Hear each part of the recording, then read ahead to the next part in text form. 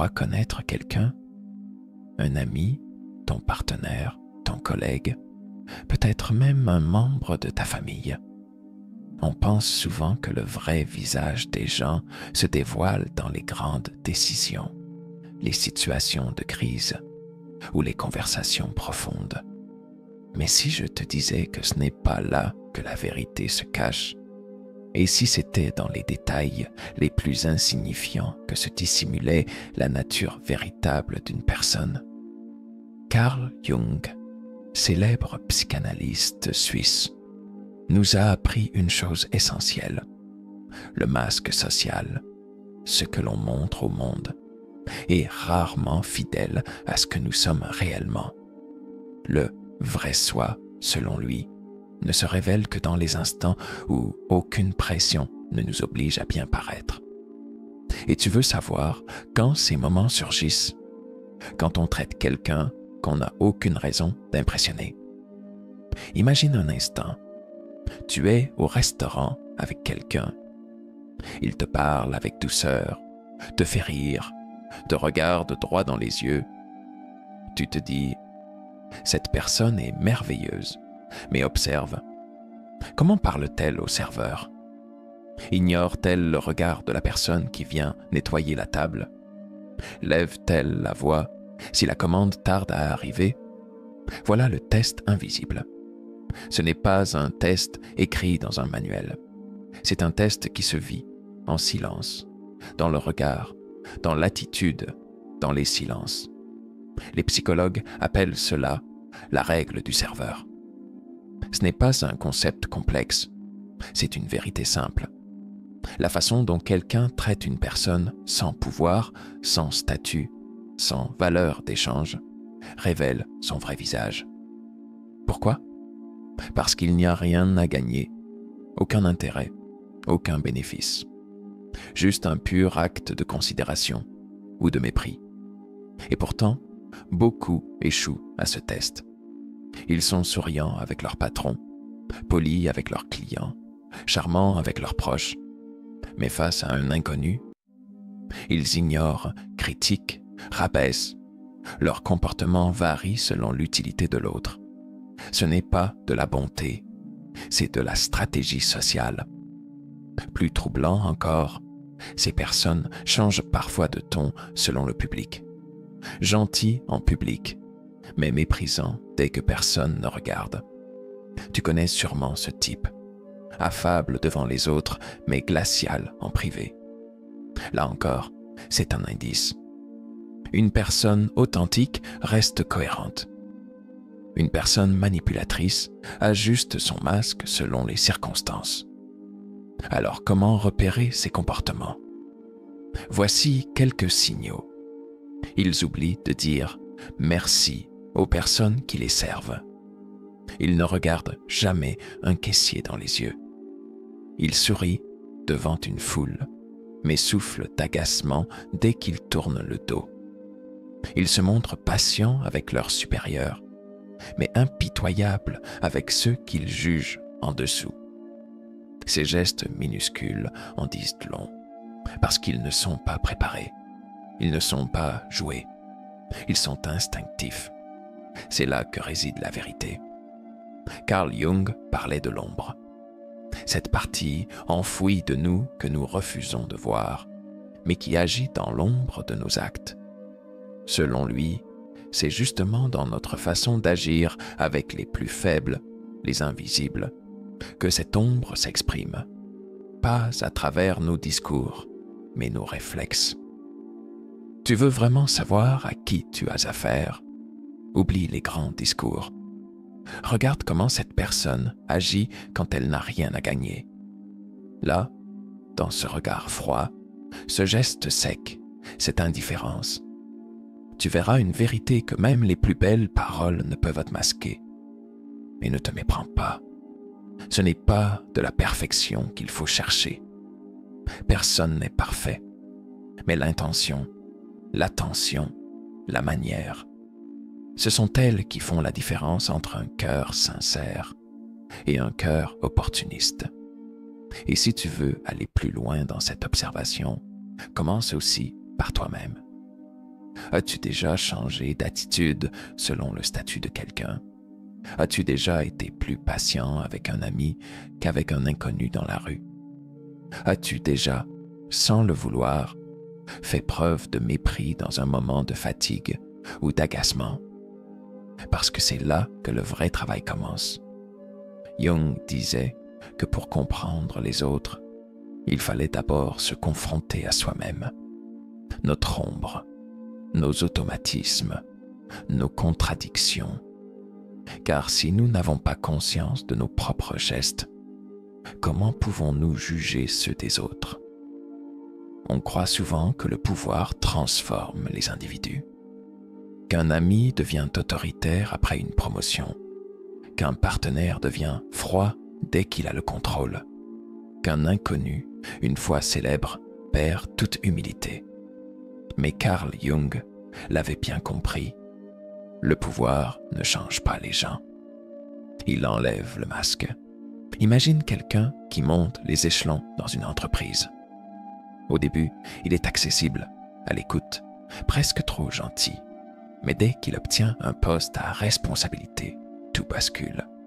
Il devient distant, contrôlant, voire méprisant. Beaucoup disent « il a changé », mais la vérité est plus crue. Il a simplement arrêté de jouer. Il n'a plus besoin de plaire. Il peut enfin être lui-même. Le vrai test du caractère, ce n'est pas la difficulté, c'est la liberté. La liberté de faire ce qu'on veut, de dire ce qu'on pense, sans avoir à se justifier. Et cette liberté, c'est ce que le pouvoir offre. Donne à quelqu'un de l'autorité, de l'argent ou de l'influence. Et regarde bien, est-ce qu'il utilise cette force pour construire ou pour écraser, pour guider ou pour manipuler, pour rassembler ou pour diviser? Là est toute la différence entre un leader et un tyran. Des études psychologiques, notamment à l'université de Berkeley, ont montré que les personnes investies d'un pouvoir commencent à perdre leur capacité d'empathie. Leur cerveau se modifie. Les neurones miroirs, ces cellules responsables de la compréhension des émotions d'autrui, deviennent moins actives. En clair, ils ressentent moins, pas parce qu'ils sont devenus insensibles, mais parce que leur posture de domination leur donne une illusion de détachement. Ils ne voient plus les autres comme des personnes, mais comme des outils, des moyens, des leviers. L'humanité se dissout dans l'utilité, et c'est à ce moment précis que le danger surgit. Tu veux un exemple concret? Pense à ce collègue ou ce proche qui, une fois en position de force, commence à t'interrompre, à ridiculiser tes idées en public, à ignorer tes messages. Ce n'est pas un accident. Ce n'est pas une surcharge de travail. C'est un choix. Inconscient peut-être, mais révélateur. Il agit ainsi parce qu'il le peut, et parce qu'il ne ressent plus le besoin de se contenir. Dans une relation amoureuse aussi, le pouvoir se manifeste subtilement. Quand l'un dépend émotionnellement, financièrement ou affectivement de l'autre, les déséquilibres apparaissent, et l'attitude de celui qui a l'avantage devient révélatrice. Est-il bienveillant? Ou en profite-t-il pour dominer, rabaisser, contrôler? Là encore, le masque tombe. Carl Jung parlait de cette persona, ce visage social que l'on présente au monde.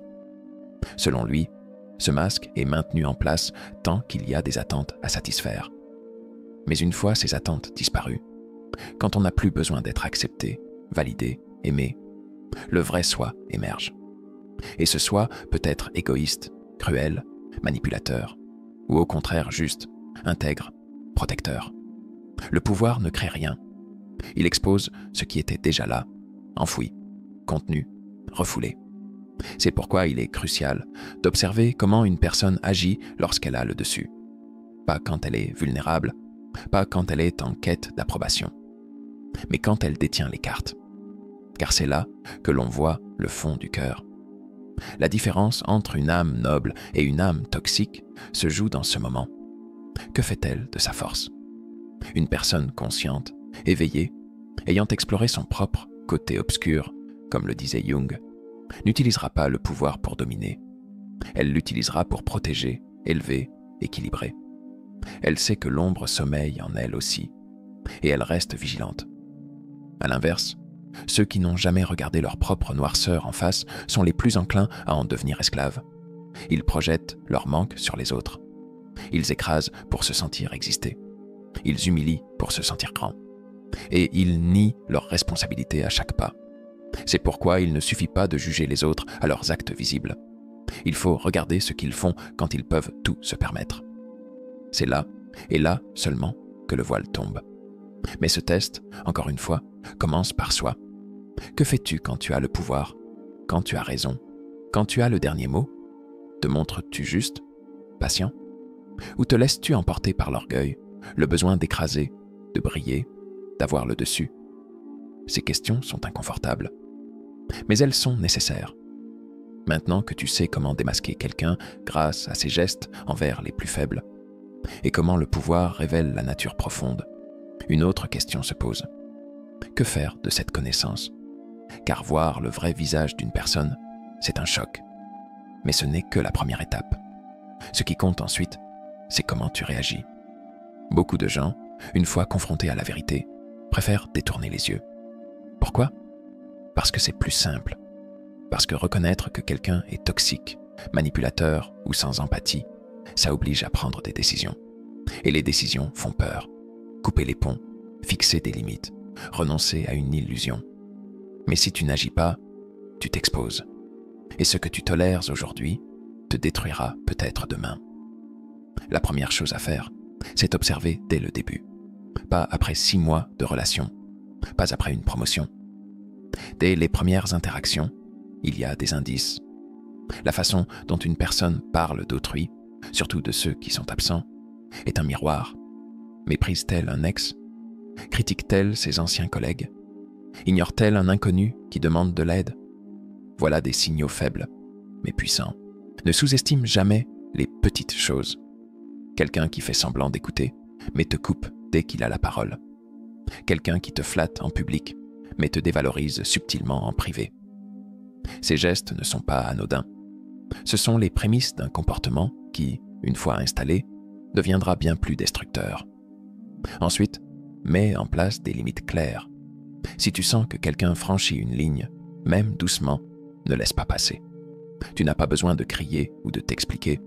Tu peux simplement dire « Je n'accepte pas qu'on me parle de cette manière » ou « Je préfère ne pas partager cela avec toi ».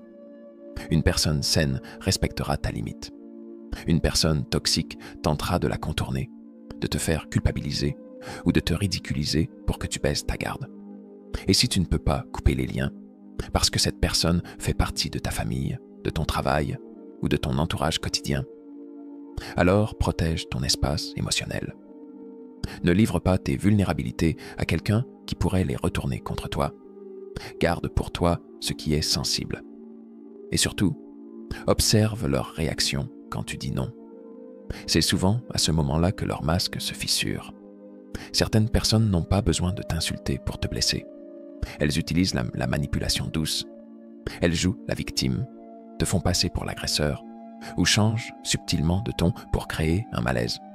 Là encore, ce sont des signes. Une personne authentique ne t'en voudra pas de poser des limites. Elle les respectera. Une personne malsaine, non. Et rappelle-toi toujours de ce principe. Ce n'est pas ce que quelqu'un dit qui compte, mais ce qu'il répète. Un comportement est plus fort qu'une promesse. Quelqu'un peut dire 1000 fois « je suis quelqu'un de bien ». Mais si ses actes répètent le contraire, crois les actes. Les excuses ne lavent pas les faits. Tu dois aussi faire attention à une forme de toxicité très insidieuse. La dépendance émotionnelle. Ces personnes qui ont besoin que tu sois faible pour exister, qui t'entourent de compliments, mais s'énervent dès que tu t'affirmes, qui t'écoutent, mais uniquement pour mieux te contrôler ensuite. Ces dynamiques sont dangereuses, car elles t'enferment dans un rôle. Tu deviens l'infirmier, le sauveur, le réconfort. Et pendant ce temps, eux se nourrissent de ton énergie. Ne te laisse pas piéger. Ton énergie, ta paix intérieure, ton espace mental ne sont pas négociables. Tu as le droit de dire non. Tu as le droit de t'éloigner. Tu as même le droit de couper les ponts sans te justifier. Et surtout, ne confonds pas gentillesse et naïveté. Être gentil, ce n'est pas tout accepter, Ce n'est pas rester là quand quelqu'un te maltraite doucement. Ce n'est pas pardonner sans limite. La vraie gentillesse inclut aussi la fermeté. Elle dit « Je te respecte, mais je me respecte aussi ». Apprends à reconnaître les schémas. Une personne qui agit différemment quand elle est seule avec toi que quand d'autres regardent. Une personne qui devient irritable quand elle n'a plus l'avantage. Une personne qui te fait sentir petit pour se sentir grand. Tous ces comportements sont des signaux d'alerte. Et si tu veux aller encore plus loin, entoure-toi de personnes qui peuvent te dire la vérité. Des gens qui ne cherchent pas à te plaire, mais à te protéger. Ce sont eux, souvent, qui voient avant toi les comportements toxiques que tu refuses de voir. Écoute-les et écoute-toi. Enfin, n'oublie jamais cette chose fondamentale. Ton intuition est ton allié. Si quelque chose te dérange sans raison claire, c'est peut-être ton inconscient qui a capté ce que ta conscience refuse d'admettre. Jung disait que notre ombre nous parle dans nos silences, nos malaises, nos tensions. Alors écoute, après tout ce qu'on vient de dire, il y a une dernière chose, peut-être la plus importante. On a parlé d'observation, de pouvoir, de limites, de masques. Mais il y a une question que peu de gens osent poser et qui pourtant est la clé de tout. Et toi, qui es-tu quand personne ne te regarde?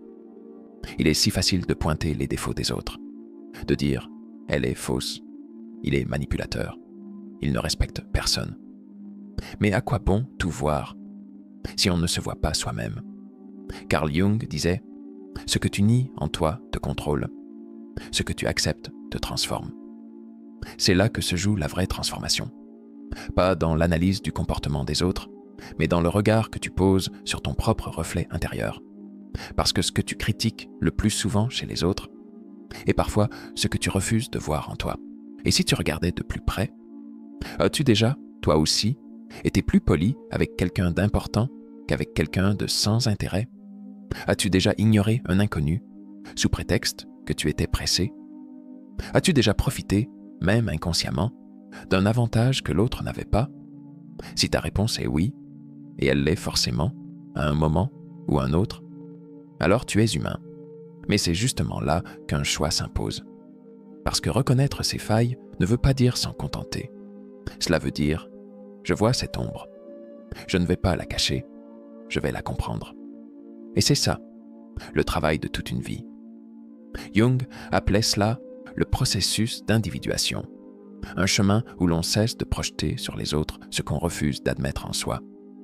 Un chemin où l'on accepte qu'on peut être à la fois lumière et obscurité, et où l'on choisit, en conscience, d'agir avec intégrité. Tu veux vraiment devenir quelqu'un de plus fort? Alors ose faire ce que les autres fuient. Regarde ton ombre. Regarde comment tu agis quand tu es en colère, quand tu es frustré, quand tu es en position de pouvoir, quand tu as mal. Ce sont ces moments-là qui révèlent qui tu es, non pas pour te juger, mais pour te comprendre. Parce que quand tu comprends ton propre côté sombre, tu ne te laisses plus piéger par celui des autres. Tu sais repérer un comportement toxique, parce que tu sais d'où il vient. Tu sais poser une limite sans haine, parce que tu sais ce que tu vaux. Tu sais dire non sans te justifier, parce que tu n'as plus besoin de plaire pour exister. Tu veux savoir si quelqu'un est sincère. Regarde comment il agit quand il pourrait se taire. Regarde comment il réagit quand il est contrarié. Regarde s'il assume ses erreurs ou s'il les cache derrière des excuses. Et surtout, observe s'il change quand il obtient ce qu'il veut. Parce que le pouvoir, comme on l'a vu, n'invente rien, il révèle. Mais rappelle-toi, cette capacité d'observation n'est pas une arme contre les autres, c'est un bouclier pour toi. Tu ne l'utilises pas pour juger, condamner ou te sentir supérieur. Tu l'utilises pour choisir avec qui tu avances, pour construire des relations solides, honnêtes, alignées. Et ce choix commence toujours par toi. Qui veux-tu être? Quel genre de personne veux-tu devenir? Pas seulement quand tout va bien, mais aussi, et surtout, quand tu as le dessus, quand tu as le contrôle, quand tu pourrais écraser, mais que tu choisis d'élever. Parce qu'au fond, ce que tu fais des autres dit toujours quelque chose sur ce que tu fais de toi-même. Alors, pose-toi ces questions. Traites-tu les autres avec le même respect, même quand ils n'ont rien à t'offrir? Ton comportement change-t-il quand tu es en position d'autorité? Agis-tu avec intégrité, même quand personne ne te regarde? Et si tu avais tous les pouvoirs, toutes les cartes en main, resterais-tu le même? Ces questions ne sont pas là pour te faire culpabiliser. Elles sont là pour t'éveiller. Parce que tant que tu cherches à percer le masque des autres sans retirer le tien, tu resteras aveugle. Mais si tu oses te regarder en face, tu verras plus clair que jamais. Et c'est ça, le plus grand enseignement de Jung. L'ombre n'est pas ton ennemi, elle est ton guide. Elle t'indique ce que tu as à guérir, à éclairer, à transformer. Et plus tu t'en rapproches, plus tu redeviens toi, sans masque, sans rôle, juste entier.